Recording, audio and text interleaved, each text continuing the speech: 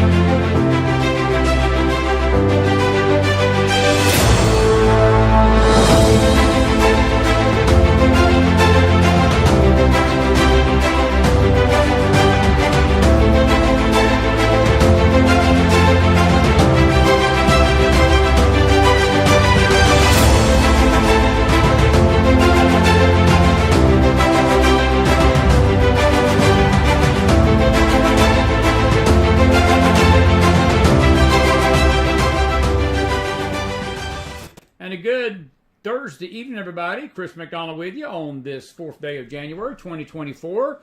We reserved the best of the best of the best for our first official guest of 24 this year. And by default, Marcia Montenegro drew the card tonight. I'm saying that sort of tongue-in-cheek.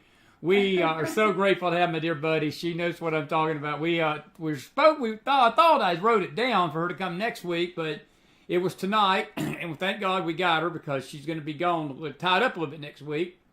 But it's great to have her back. We had her on right before the holidays, and this is her 2024 debut on the McFile program, McFile Network. But it's good to see you tonight. Hope you had a good holiday, good New Year, and it's a pleasure to have you again for this year. Hope this is one of many programs. I think this is about your 6th time you've been on the network, and every time has been a great discussion, and we're going to have a discussion with you tonight. We'll take a few questions at the end tonight. But listen, it's grateful to have you. Welcome back, and welcome to 24. Well, Happy New Year, Chris, and thank you. I'm very honored to be your first guest of 2024, so thanks. Good deal, good deal. Well, listen, I wanted to talk to you a little bit about something. We had we had alluded to this at the end of the last program, and we never really got to finish the discussion.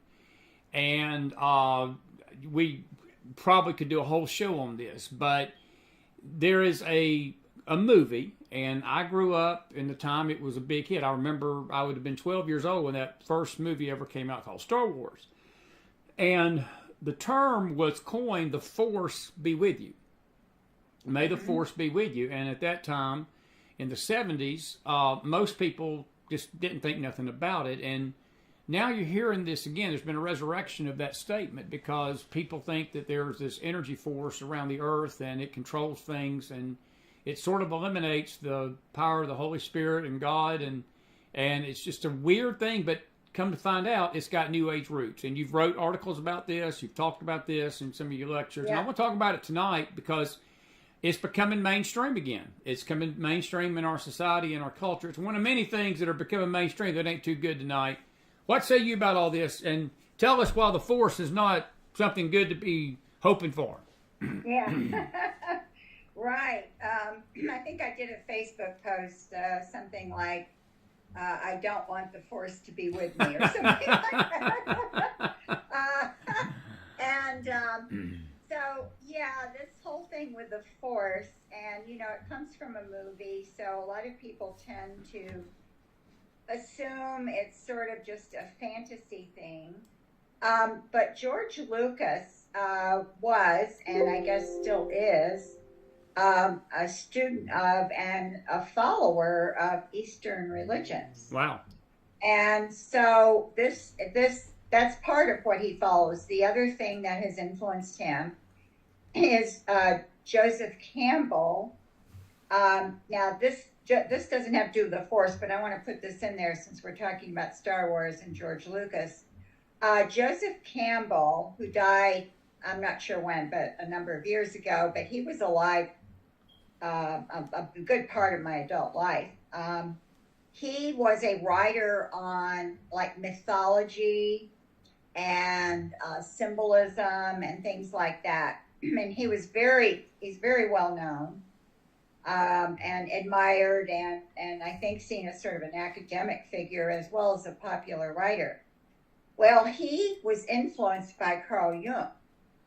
And so now we get to Carl Jung, we definitely get into my territory because Carl Jung was a psychotherapist who had studied under Freud.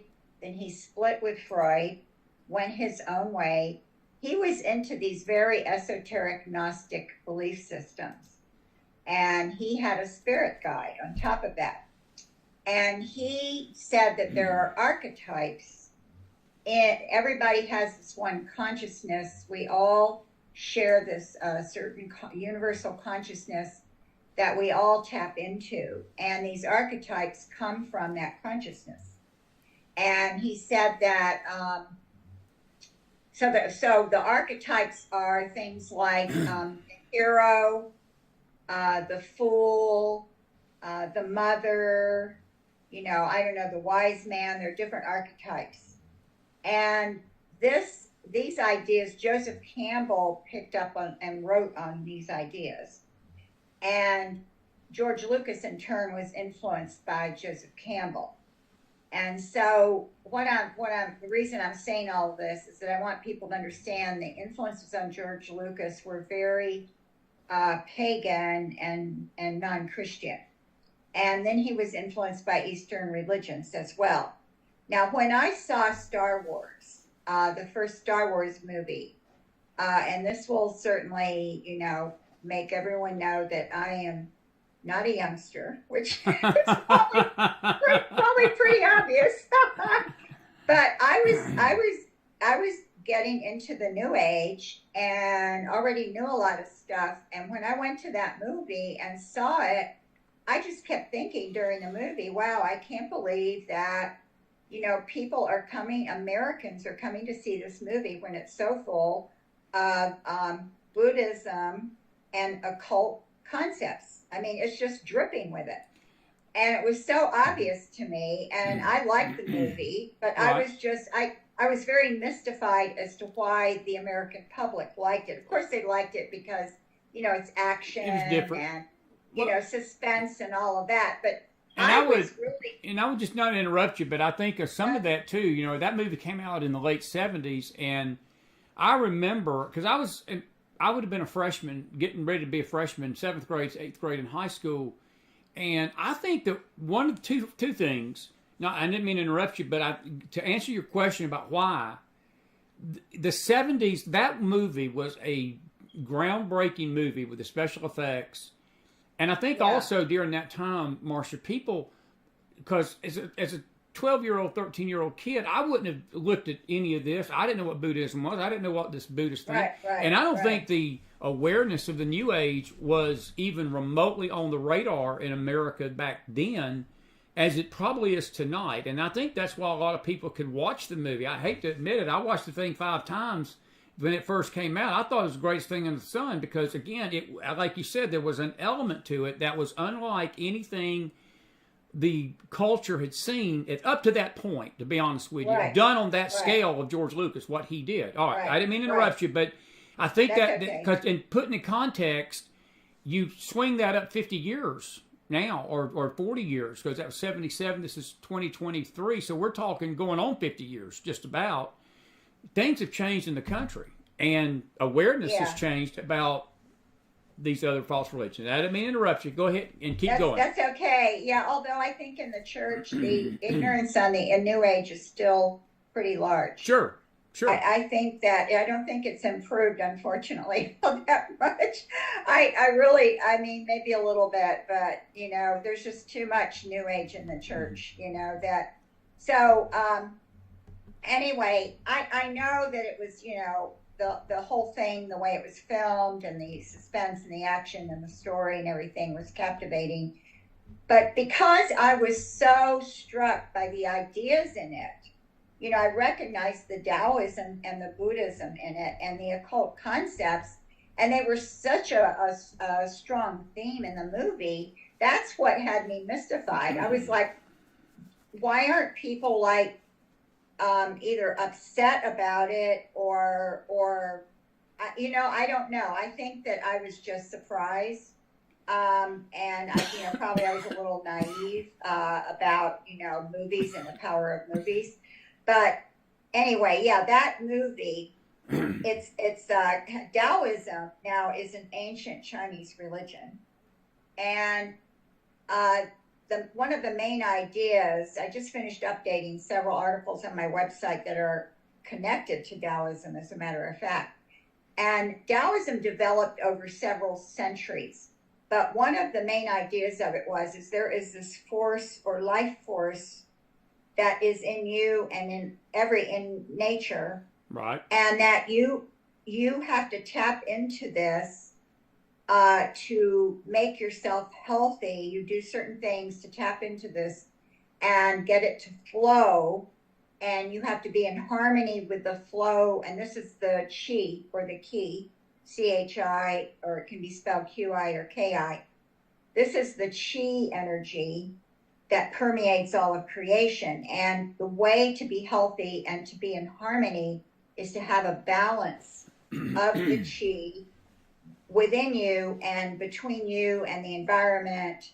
It gets really, really complicated. It's an incredibly complicated philosophy. And so they did different things that they thought would help the flow of chi and help them be in harmony. And these different things they did depended on the teacher. Different teachers had different ideas. A lot of it had to do with eating certain ways. And so they were even into eating things like mercury. So what happened is they were eating these metallic things that were basically poisonous. Wow. And, one king or ruler did it and he died. And so after that, they changed it so they didn't recommend eating that anymore because it killed the king. So like, not a good look. Not a good look. Yeah, that's not a good thing to do. So, they went through things like that where there would be things that were really bad. So then they would stop doing that. But this was all based on this philosophy of everything coming from the Tao. The Tao is the source of everything. The Tao is not God. It's kind of like, it's just the source. And what they actually say is that if you say anything about the Tao, you don't understand it. And they say you can't really say anything about the Tao. You can't speak of the Tao. But of course, if you say you can't speak of the Tao, you're speaking of the Tao. So, and if you say you can't say anything about the Tao, you just said something about the Tao. So it's self-contradictory. You know, this is a typical esoteric idea. And, but the Tao is the source of everything. And from the Tao flows this force, the chi that permeates everything. And then at some point in these teachings, this idea of yin and yang came into it. Gotcha. I don't think anyone knows for sure where the idea of yin and yang came from, but it came into the teachings of Daoism. And the yin and yang are energies that represent things that appear to be opposite, but in actuality, there is no opposites because everything goes back to the Tao. So yang represents things like the sun, things that are dry like the desert, heat. It represents the male energy. And by male energy, that doesn't mean men. It means male energy. And it, you know, there's a whole series of things that it represents. And every organ in the body is either yang or yin. And then yin was the moon, the feminine energy, you know, water and oceans, darkness. Okay, yang is light. So these things are all things we see as opposite. But in this belief system, these things are constantly moving and merging and becoming each other. And so that is why the yin-yang symbol, which I think most of your audience would know what that is. It's that, you know, you think of the circle and there's a black side and a white side, and there's a little black dot on the white side and a little white dot on the black side. I've seen that, yes. Right. So the reason that symbol is like that is because it shows the yang absorbing the yin and vice versa and becoming each other.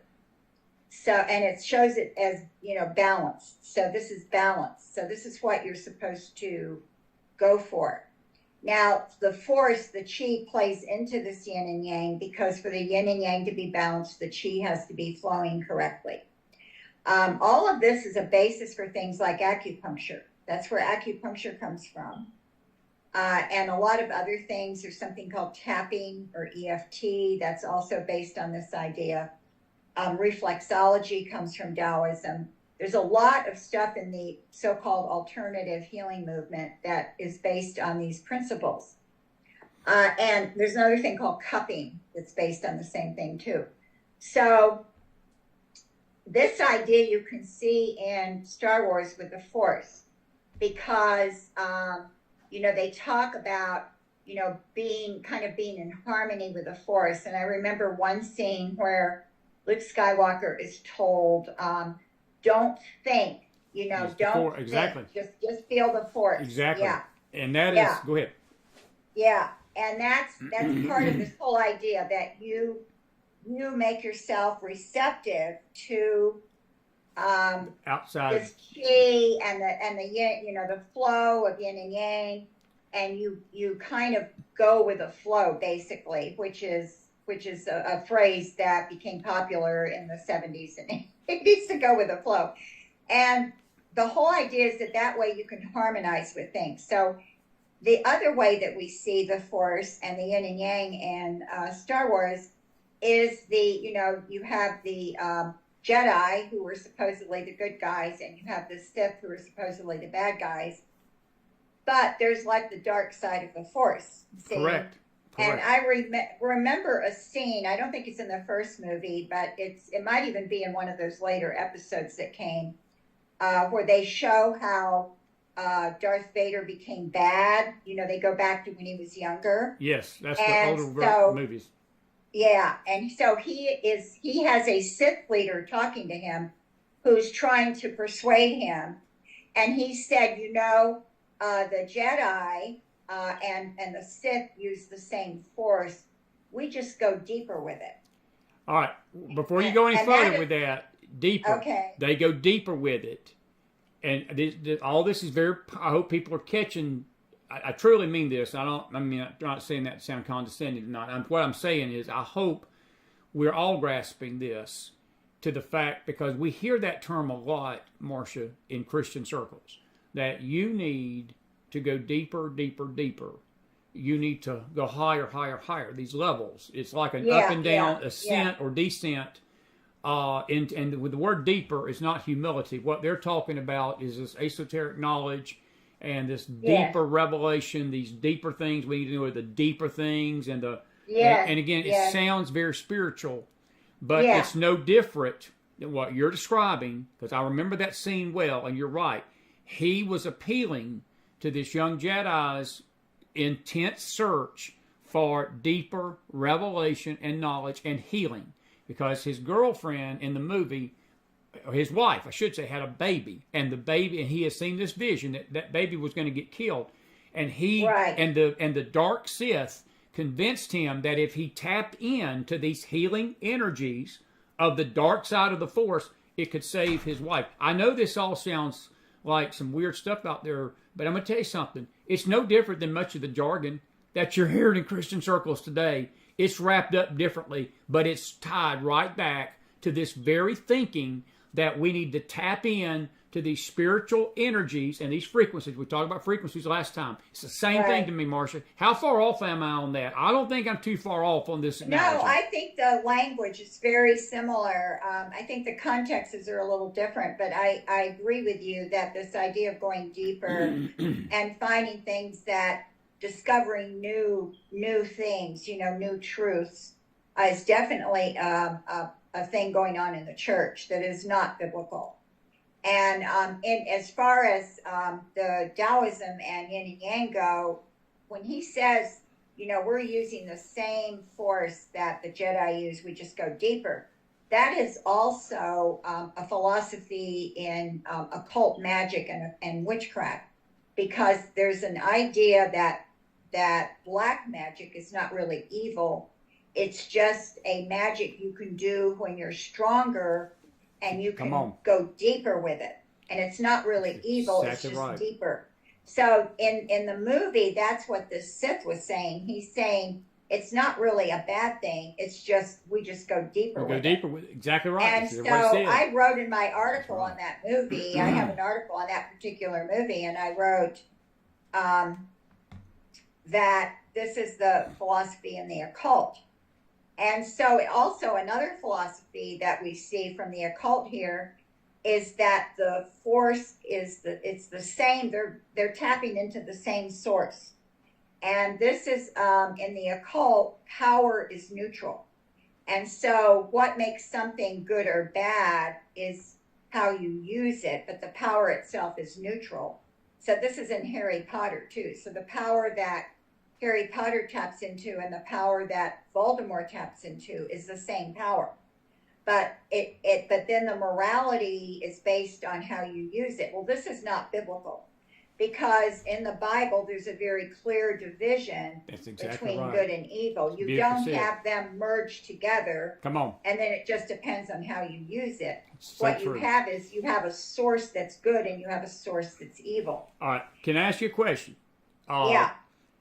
When I hear statements, because I've heard people try to justify this kind of stuff, and their justification it's simplistic, but yet it's subtle, and yet it's dangerous. And when they say things like, don't throw the baby out with the bathwater, because I've heard this often, that yes, we know this is tied to the New Age, but we can learn from this. We can learn from these things, and we can use these things for healing. We can use these things for energy.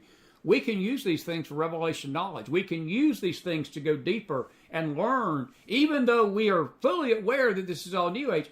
When you hear that kind of statement, what kind of that is not, to me, just naive. That's dangerous because it's going to exactly what you're saying. It's like there's no distinction between good and evil. They don't want to distinguish it. This is not coming from God. This is not coming from the Holy Spirit. This is coming from the realm of the darkness. And it is a clear dividing line between good and evil, correct? Yes. And you can't say that this is something out there that we can use for God.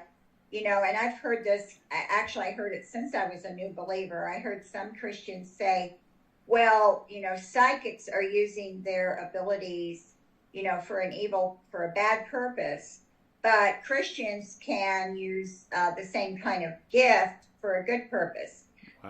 But that's wrong because it's not the same thing. No, it's not. And of course, there's no such thing as a Christian or psychic. That's an oxymoron. Correct. and Correct. not, it's a very, like you said, there's a very distinct line here. And you can't take a practice or an idea that's based on a spiritual idea from the New Age or the occult or Daoism or whatever. You can't take that idea and practice that it's based on and Christianize it.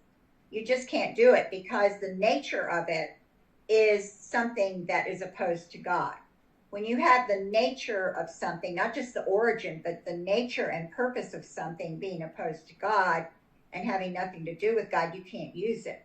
So you can't take something from the New Age and make it into a good thing. And the whole thing, when I hear you can't throw the baby out with the bathwater, I often say, but there is no baby in the bathwater. Beautiful. So that's right. No, that's well said. That's well said. That's good. It's like there's no baby in that bathwater, So that statement really, that might apply to non-spiritual things, but when you come to spiritual issues, you have to be a lot more discerning than that. And you have to be more precise and you have to be specific. And so, we have to go by clear guidelines from God's word. And God says, it says that God is light and in him there is no darkness at all. Well, the whole philosophy we see in Star Wars is that the light and dark really come from the same place. And this is the same for, yin and yang, and everything all goes back to one thing. And so there aren't really any distinctions between good and evil. And in fact, there is a Taoist text that says there is no good, there is no evil. Wow. So you see the distinction between good and evil is not an issue in Taoism, or actually really in either in Hinduism or Buddhism. So the force is very much chi. The dark and light sides of the force are like yin and yang. I can see how this, Lucas took that from Daoism and put it into the movie. He also used some ideas from Buddhism, especially with Yoda, and ideas, sorcery. And one of the scenes that I think everyone who's seen this movie will remember, when Luke Skywalker is at that swamp. Yes. And then when that spaceship is in the swamp. And they raised the spaceship with the, Yeah, and Yoda is telling him to, bring it up with his thoughts, basically. That's sorcery. That is sorcery. Very true, Marcia. And, when I saw that, I knew what it was. It's like, of course, I wasn't a Christian, so I didn't think it was bad. I just found it very interesting that this was in the movie. And it just, the movies are just permeated with these kind of things. And I remember another one of the later movies when it's the same movie where Luke Skywalker, where Darth Vader has started off good and becomes bad. It's the same movie. And one of the characters they're trying to get him to be a Jedi. And one of them, doesn't think he should be a Jedi. And the other guy thinks he should. And he says, but we need to balance the Force. And that term, we need to balance the Force, I heard that at least 3 times in different movies. Wow. And that's not something George Lucas made up. That comes from Daoism. Gotcha. So that was by design, not by accident. Yeah. Yeah, find the balance. I saw this, and I've seen this concept in some occult movies as well, and movies that have occult ideas in them. So this kind of thing about balancing things, having everything in harmony, is not a biblical concept. Let me ask you this. I know this is going to sound like a weird question to bring into this discussion, but as I'm sitting here listening to you, and if I'm off base here, just say, McDonald, you're starting the new year off on a bad note because you're off base and you're off your rocker, which a lot of people believe I am anyway.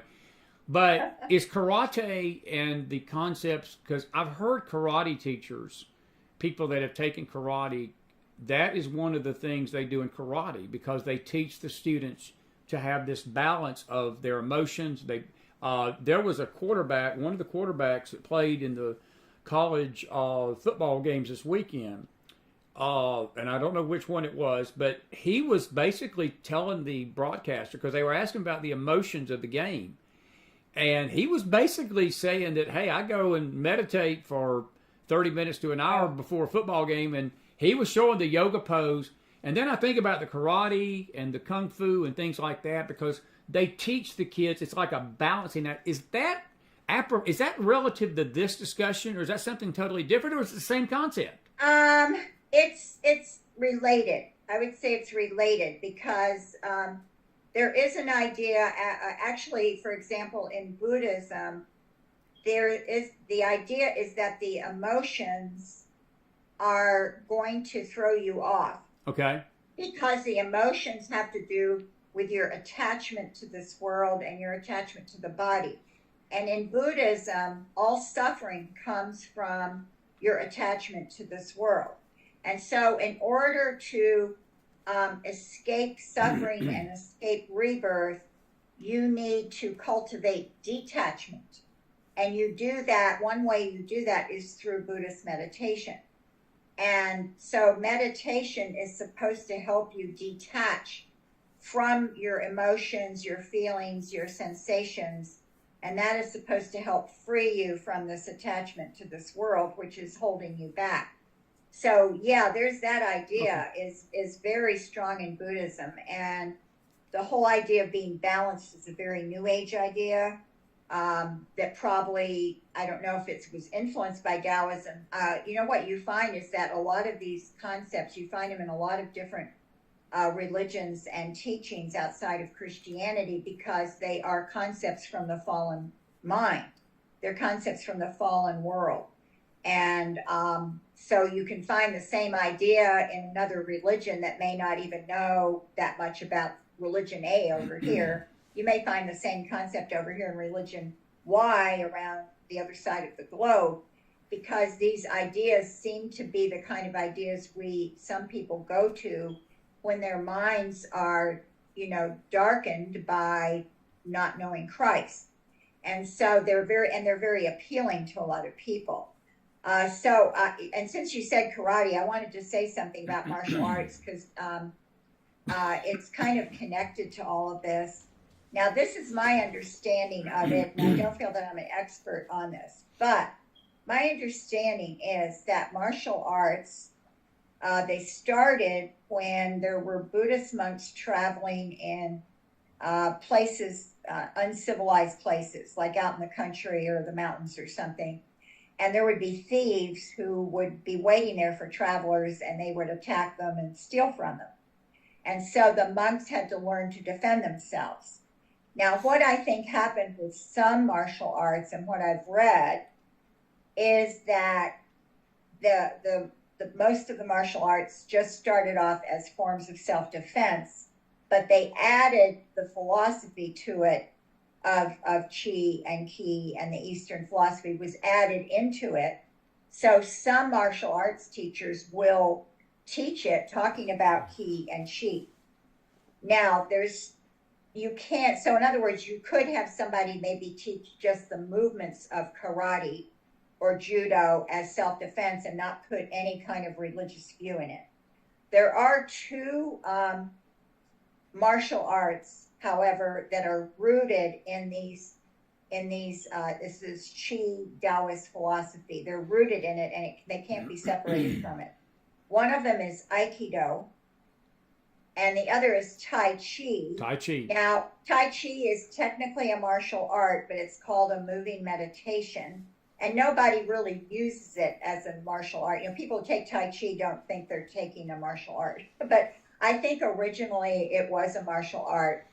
And it's called a moving meditation. And it really is more a form of meditation. But it is all based on belief in Qi. And all the different movements in Tai Chi have to do with getting the Qi energy to flow in your body. That's exactly right. So that and Aikido, which has to do with learning how to use the power of the Qi in your body, that and Aikido are both based on these ideas. And I tell Christians, if you're considering doing any kind of martial art, do not do Aikido and don't do Tai Chi. Because it's the same, I give the same warning on those as I would on yoga. They're spiritually based, and they're based on beliefs from another religion.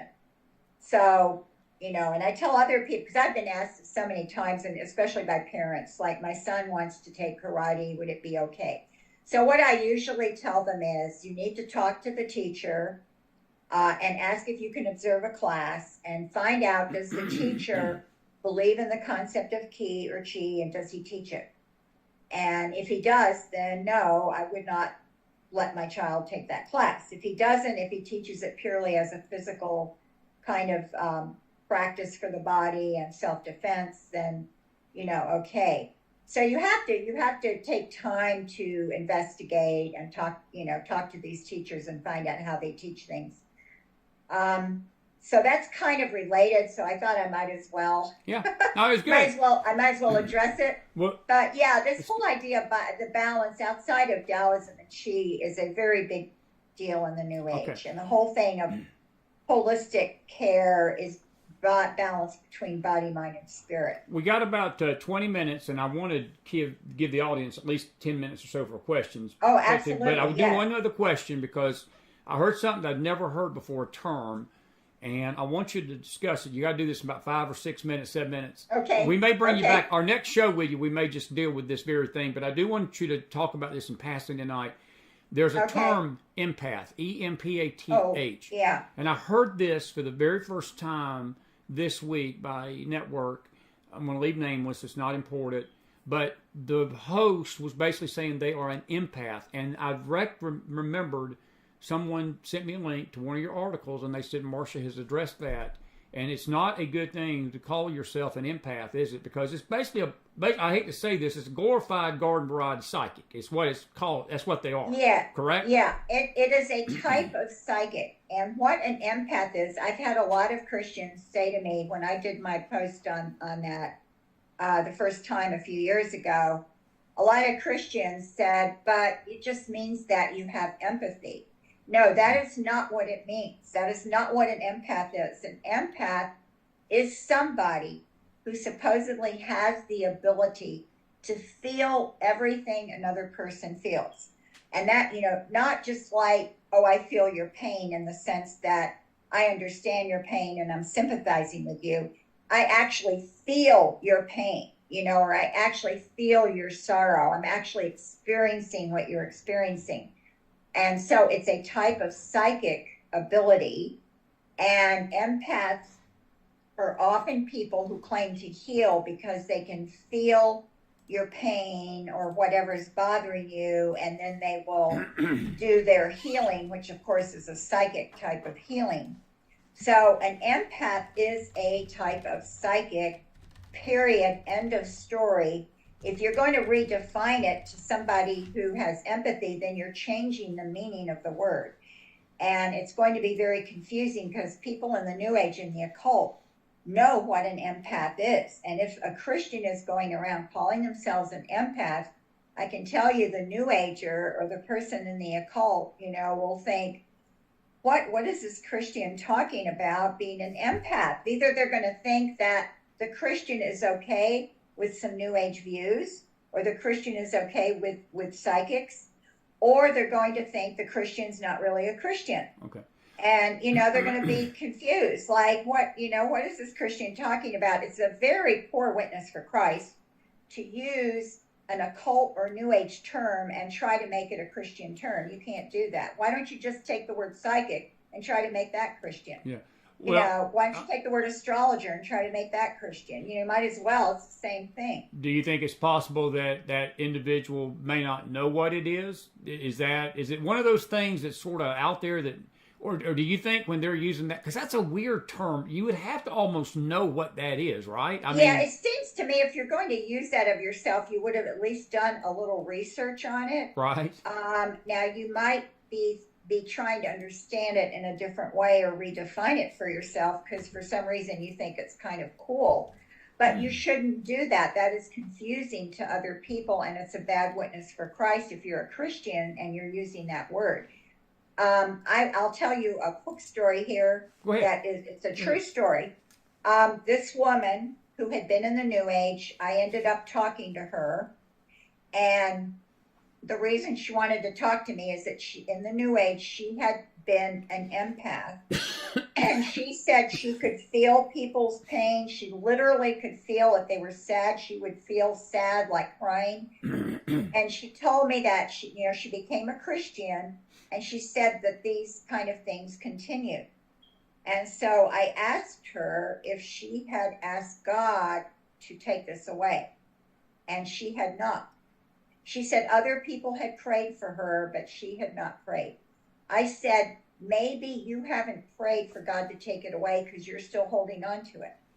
And I said, you need to think about that and pray about it and go to the Lord with this. And so she did. And she said she realized she was kind of holding on to it, and she realized that it was not from God. She had to give it up, and she asked God to take it away, and he did. And I saw her later, and she told me she felt so much better because she said it was really a burden. It was a burden on her. And especially as a Christian, it was a very dark thing to have. And so when she asked God to take it away, and he did, she was fine. She felt so much better. She said, now I really think that I feel like I'm supposed to as a Christian, And that was holding her back as a Christian. It was holding her back. Yeah, wow. Interesting stuff. Folks, we got Marcia about another 15 minutes. Our chat is now open. Her website is christiananswersnewage.com. You don't want to miss not going to that website. Our news network is open tonight. Facebook is open for questions. If you got a question about tonight's show, please ask it right now. We've only got her for a little bit tonight. It's been a pleasure having you, my friend. Listen, I do want to talk about these things a little bit more as we get into this next year. I do want to ask you just a general question or two before we get the questions. From your perch tonight, what is the greatest danger from the New Age practice? Because you were deep in this. There's, for people that don't know who Marcia is, Marcia got saved. She was an ex-astrologer. That's why she has an email called the Ex-Astrologer. I won't tell you what heading that is, but she's got an email. And what is the greatest danger that you see going on tonight of all the influences of the New Age, all of them? If you had to list the top two maybe that you really think are a threat to Christianity in this country and really the world, what would they be? I would say the Enneagram is definitely number one. Okay. And the other one, which is not technically New Age, but it has New Age elements to it, and it has some origins in Eastern religions, is the contemplative, what I call the contemplative spirituality or the contemplative prayer movement. And that has a lot to do with the going deeper stuff that we were talking about. I think those are the two top things that I see going on in the church and growing. Definitely the contemplative thing is definitely growing. It's becoming very, very huge in the church. Great question already tonight from RM out of the network, the news network. And I saw an article you posted on this, and I'm sure you can talk about this a little bit. What about these stories of people dying and going to heaven? Is this a form of mysticism, is what they're asking. Is this a form of mysticism? I read your article, and I've had friends that have had experiences. They've mentioned some of them put them in books, some of them haven't. But you have to take a step of faith to believe that what's happened is happening. But the question is valid because some of the wording, some of the language in some of these experiences does fall into that category. What's your thought on that? Is it a form of mysticism? I don't know. That's a good question. Mysticism is really technically unmediated contact with God. Exactly. And I don't know. It's interesting. I don't know that I would have called it mysticism. I think a lot of these experiences of supposedly going to heaven and seeing Jesus, or talking with him in heaven, I think they can be different things. I think some of them might be some kind of hallucination, some kind of demonic delusion. I think it's possible some people are making it up. I don't know who's making it up, but you can't count that out. That's just statistically a possibility. So some of them might just be making it up. I don't know that I can explain it, but it's completely unbiblical in my opinion, because God has not given us his word and given us all we need to know about the afterlife and about, heaven, to suddenly now have all these people suddenly go to heaven and come back with all these stories. Yeah, and the other thing is, a lot of their stories conflict. Well, they're conflict. And that's what let me say it like this, and it's not a difference of opinion. The only thing that I would say, and this may be a different perspective of what you just said, because I agree with you, everything you just said, because some of the stories conflict. I do believe, Marcia, because of the unbelief in the church, because you do have people that do not believe in hell. You've got preachers that are preaching hell don't exist. You've got preachers that if they deny hell, it's likely they deny heaven. And I do believe that sometimes Christ probably has actually appeared to people, because I know one person in particular, I don't want to name her tonight. She's gone on to be with him, actually. He told her that in this vision that she had, and he said, my people have stopped preaching. He said, my church some of my people do not believe this place exists.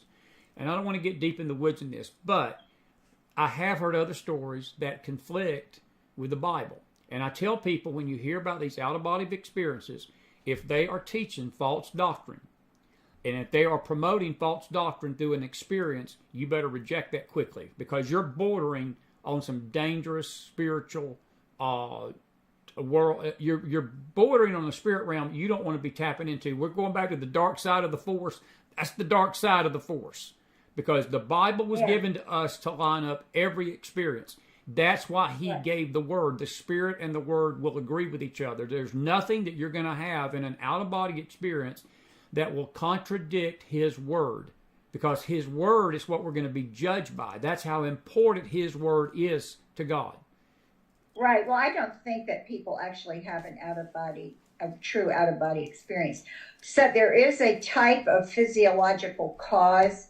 There are people who undergo a trauma, and it's such a horrible trauma, either a terrible accident, or in some cases when women are sexually attacked, it's so horrible they will actually be above their body, looking down at their body. I think, and there is a woman, Elizabeth Hillstrom, who wrote a book. I can't remember the name of it. I recommend it. It's on Amazon. And I met her actually and went to a workshop she did. And she said there are physiological causes for some of these things. And that's what her book is about. Okay. Now, I had out-of-body experiences as a New Ager. It's a very dark thing. This is not from the Lord. But I don't think you can actually go out of your body till you die. And I think it's a demonic delusion. That's why I can believe these trips to heaven are demonic delusions, because I did go out of my body. Now, I didn't, quote unquote, die or claim that I went to heaven or anywhere else, but I was out of my body. It happened to me many times. But I was not a believer. I was not a Christian. So this is out of body. Astral travel is very big in the New Age. This is, and in the occult. This is a practice in the New Age and the occult. Okay. Good deal. Well, let me tell you what. We got two other questions I want to get to you. Okay. We may deal with this. We may visit this again this year because there's a lot of questions about that, and there's a lot of gray area with that. But herbal remedies, Corey Aguilar from Facebook tonight, are herbal remedies from the New Age? Oh boy, that's kind of a complicated question. Yeah, the New Age pushes it because the New Age has a belief that things that are quote unquote natural, and natural actually is not a legitimate term because it doesn't have any meaning in reality. Okay. But they think that things from the earth or the ground are superior because of divine energy that permeates everything. And so they tend to push those kind of things. Now, here's the thing. Herbal remedies are not standardized and they're not inspected. So you basically could be paying money for something that does not have the ingredient in it that you want. And you wouldn't know it unless you took it to a chemist and had it analyzed. So, number one, just realize these things are not regulated. And number two, if you take too much of these kind of herbal supplements and things, you can damage your liver very, very badly. I know of two people who've had their liver damaged through taking, in one case, they were just taking one particular supplement. And their liver, they went to a doctor and found out their liver was getting damaged. Now, the person was able to stop in time for anything serious. But if she had continued with it, it might have even been fatal. So what you put in your body is going to affect your body. And just because it's an herbal remedy doesn't mean it's good. And it doesn't mean that it's going to, do anything. So I personally don't take any of that stuff. I don't either. I take things that my doctor wants me to take vitamin D. So I take vitamin D because my doctor wants me to take it. I don't go out and decide for myself to take stuff. I just don't do it. And I'm not going to endanger my liver. You got to be careful because your liver is taking all this stuff in and trying to process it. And if you overdo it, you're going to tax your liver. So I would say just be careful. And I would say tell you, ask your doctor about it and make sure that it's something that can help you. And then try to get it from a trusted company. But, how do you find out a trusted company? I don't know. That's good. It's a tricky area. We got two other questions we can have time for, and I'm going to ask Mary Cleveland's question. Okay. She's got a friend that's a masseuse, and I'm going to just read you this. It's really weird. You probably will know this. It says cupping, C-U-P-P-I-N-G. Oh, yeah. Tell me about cupping, how dangerous that is. Yes, I mentioned that earlier. Maybe that's why she asked the question, because I threw it out there real quickly when I was talking about things based on Daoism. Yeah, cupping is not based on anything medical. It's based on spiritual views. I actually did a post on it a few years ago because that guy who was an Olympic swimmer, the U.S. Olympic swimmer, he was getting cupping. And because he was getting it, it kind of made it popular. And all these people all of a sudden got interested in doing it. Okay. And so I did a post on it, which I can try to find and send you the link. Or I'll put it under, when I post this program, I'll put it under there. I can't remember all of the specifics of it, but I know it's not a good thing to do, and it doesn't actually do what it claims to do. It's just a spiritual thing. It's based on spiritual stuff, just like acupuncture and some other stuff, reflexology, applied kinesiology. None of these things are valid. None of them.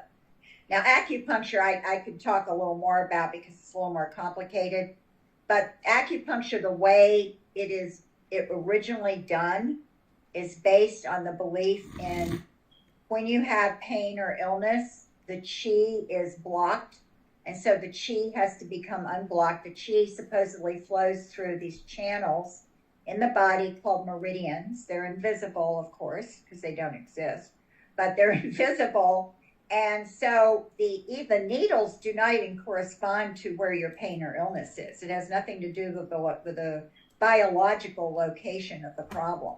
It has to do with these complicated charts that supposedly show the meridians. So it's all based on a belief in meridians and chi, and then supposedly the needle, will get the blockage fixed, and then the chi will flow. Interesting. One other final question, and I got a comment from Cleo down under, but April Zotz in Facebook. April, good to have you tonight. First time I've seen her name, so hope you are enjoying the McFiles tonight. It's good to see you tonight. She says, what are Marcia's thoughts on psychedelic drugs? Because that is a common thing, and half the country's high on dope and doped out of their mind right now, it seems. But her question is legitimate. I'm not making light of it, because there is an increase, Marcia, in these drugs that are causing these hallucinations, out-of-body experience. Yeah. People are getting high. They're just getting high. The nation's getting high. We're just getting high. Well, there's kind of two levels of it. There's a medical scientific level where they have been looking into these, and I guess trying to maybe do studies of them and the effects on the brain and on the body, because they think that in some cases they may help people with depression or other kinds of mental and emotional problems. So there's that kind of research going on. But on the other level, the more popular level, where people think that, back in the 60s and 70s, people took them because they thought you could go on a spiritual trip with them. And they thought that you would, have a spiritual experience and maybe get these insights if you did LSD or mescaline and stuff like that. I never did those particular things, but I had friends who did. I don't see, why does anybody want to do it? It alters your brain and your thinking. Yeah. And it puts you into a state that could be dangerous, actually. And it could be physically dangerous for some people with certain health issues or heart problems. So, no, I'm not for it at all. Unless I see some kind of medical benefit from it. And if it's administered medically, in a careful fashion for some specific problem, I wouldn't have a problem with it that way. But to take it in order to have experiences or to feel better, or, to have a spiritual experience, no, I definitely. It's dangerous. Yeah. Does the New Agers, I hate to ask this question, and since we're talking about the New Age tonight, and her question's legitimate, it's a good question, but is it tied? Yeah. Do New Agers get high on drugs? Is that sort of part of the New Age? No, not all of them. No, this was more of a hippie thing. And a lot of people equate hippies and New Agers, which they shouldn't do. The hippie movement was really a social movement. Now, a lot of the hippies were into some like Eastern spirituality and stuff. Right. But the New Age is a separate movement, and influenced by Eastern spirituality and other things. Some people in the New Age, it's just like the general population. Some people do those drugs and some people don't. It's the same in the New Age. Some people do it, some don't. It's not a major thing, and I would say most New Agers do not do it. But yeah, some do it, and they don't have a problem with it, of course. Now, if they do it, usually it's for some kind of spiritual purpose. Wow. Buddy, it's been great to have you tonight. I want to get your hours up, and I wanted to keep you to an hour. And I want to thank you. No, seriously, I want to thank you for being a great opening guest for 24, and I'm grateful we went ahead and did this tonight. We wouldn't have been able to get you on for a few weeks, and it was a good start to the year. You being our first official interview guest, and it was some deep stuff tonight. I hope the folks got it. I think most of them did. I always learn something from you when I listen to you, and I want to thank you for your friendship. It's been good to get to know you, and I really look forward to more of these discussions this year over this network. And I want to just say this, and I don't think Marcia will mind me saying this with her here. Our goal in this, folks, we're not here to draw swords and be your babysitters and try to tell people what to do and what not to do. But I tell you what, my purpose of Marcia Montenegro is, she's been in this dark realm. She's out of the darkness now, and she's trying to give you some insight to what will help you stay out of this dark realm. And ultimately, you got to take her statements and chew on it, and you do what you feel led you need to do. But I would I would very well be listening to this lady because she is very wise beyond her. I would say years, but that makes you feel old. So I won't say wise beyond your years. Oh, wise beyond my years. She's wisdom. She's got a lot of wisdom. She has got a lot of wisdom with her. Listen, my friend, ChristianAnswersNewAge.com. It's a great website, and there's a lot of articles on there. And I didn't realize tonight you got a couple of books. Is that they can download that, correct, or buy them from you? Well, they can't download the book, but they can buy them. Okay. Spellbound: The Paranormal Seduction of Today's Kids is on Kindle. For some reason, the sellers sometimes have it very, very high. Yeah. You know, some kind of weird algorithm. Sometimes the prices come down, but here's the good news on that book. It's going to be republished this year. Okay, great. And it's about the occult. And then the other book is more recent, 2020. It's Richard Rohr and the Enneagram Secret. It's about the Enneagram. And it was written with Don and Joy Vino, who I've known for many, many years, who run Midwest Christian Outreach Ministry. And so those are the two books that I have done. I've written chapters in some books and parts of other books, but I have a chapter on Wicca in one book. I have a chapter on astrology in another book. So I have that on my website. On my website, if you go to the website and look for publications by Marcia, I list all of that stuff there. Okay. But it's been great tonight. I'm going to let you go. I know it's late. Thank you so much. And I will see you in February. We'll get a show planned for February when you get less busy. Have a good night. Okay. Marcia Montenegro, everybody. Put some fire in that house for her. Thank you, my friend. Thank you. Have good a blessed night. 24. Good night. Good night. You. Marcia Montenegro, we're so grateful to have her tonight. What a beautiful lady. We thank her for being with us tonight. It's 10:02. We're not going to keep you long. We were going to have Lemon Drop on the show tonight, talk about the Epstein stuff. We're going to put that off for another night. The Epstein documents will still be out there when we get Lemon Drop on, either depending on the way I feel this week, and definitely next week we get back to our full normal programming. We're still on a schedule this week, as it really still is New Year's in many ways, and but we're grateful we got this show in tonight with Marcia to start off 24. There's a lot of headlines that are going on out there, and we will be having quite a bit of that. We're still a few weeks away from our debut on K-Star Radio. We're excited about that. We're back on Rumble.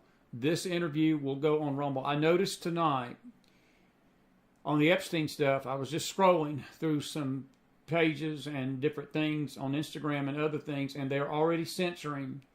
They're censoring the you-know-what out of anybody's post as it relates to Jeffrey Epstein.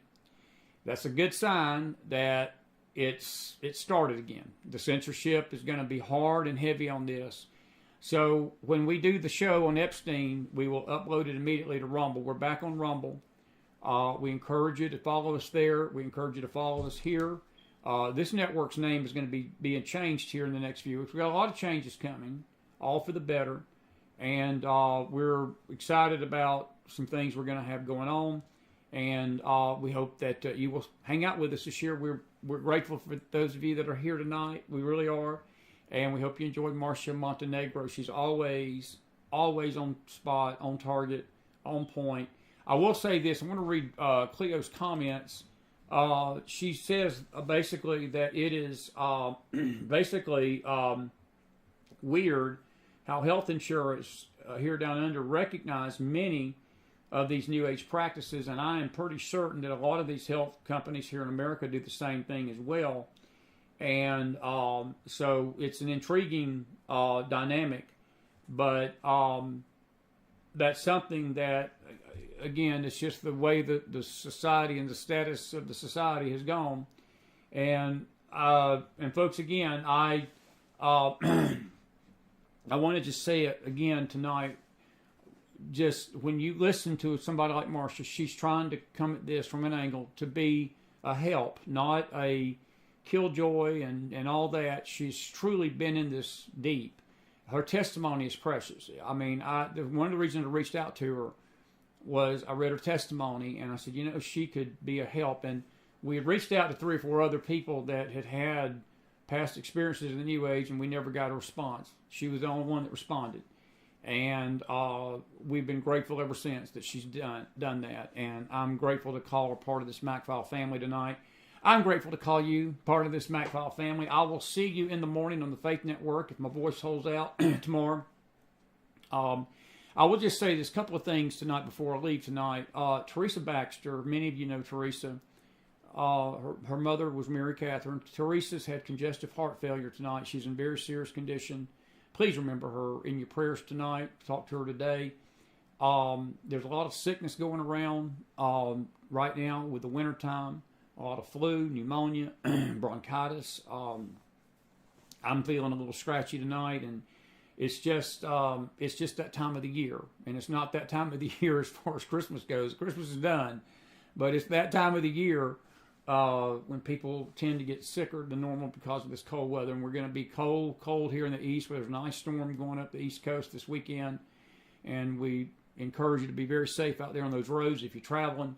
And stay warm, stay safe out there. We cannot tell you how much we love you. We cannot tell you how much we appreciate every one of you. We thank you for being with us on this journey, and we pray that you'll stay with us this year. It's going to be a fun run. It's going to be a fun run. I'm at peace, and I love what I do, and I'm grateful you're here with me every night. We don't take it for granted.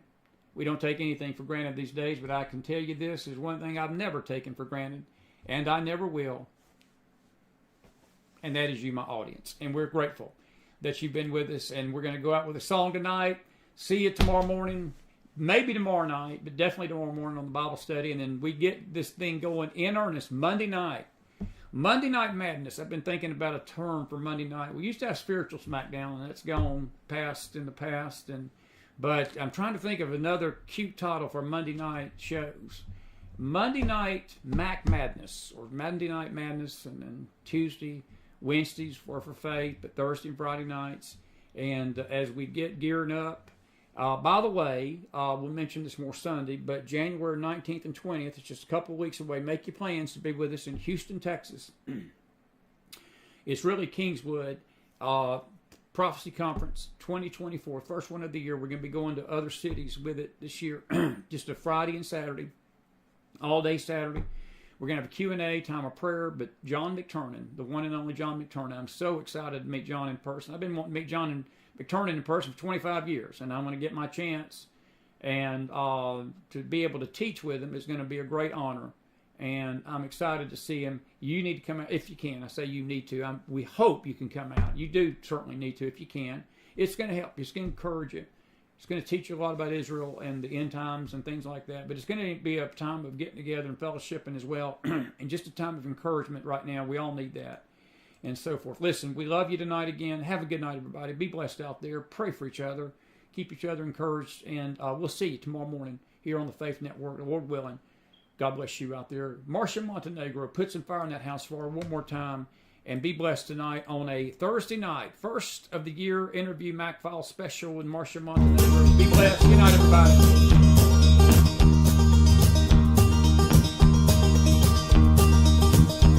It's knowing that your door is always open and your path is free to walk. It makes me tend to leave my sleeping bag rolled up and stashed behind your couch. It's knowing I'm not shackled by forgotten words and laws, adding ink stains that have dried upon some line.